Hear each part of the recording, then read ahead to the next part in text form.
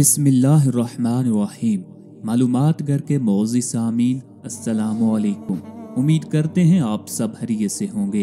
हाफिज इब्ने असाकर लिखते हैं कि सय्यदिना अली रज़ी अल्लाह ताला अन्हु बिन अबी तालिब फरमाया करते थे, खच्चर की नस्ल नहीं चलती, अगरचा तमाम जानवरों में सबसे ज्यादा तेज चलने वाला जानवर है, क्योंकि लोग जिन जानवरों पर सय्यदिना इब्राहीम अलैहिस्सलाम को आग में डालने के लिए लकड़ियां जमा किया करते थे, उनमें खच्चर भी शामिल था। चनाचे हजरत सय्यदिना इब्राहीम अलैहिस्सलाम ने खच्चर के लिए बद्दुआ फरमाई तो अल्लाह ताला ने खच्चर को इसलिए बेनस्ल बना दिया।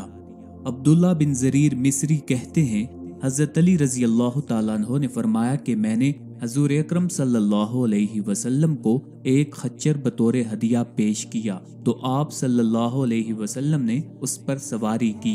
लोग कहने लगे कि हम गधे को घोड़ी से मिला दें तो हमें भी ये हासिल हो जाए। उस पर आप सल्लल्लाहु अलैहि वसल्लम ने फरमाया कि ये वही करेंगे जिनको इल्म नहीं। इब्ने हब्बान कहते हैं कि इल्म नहीं रखने से मुराद इस फेल से मना करना है।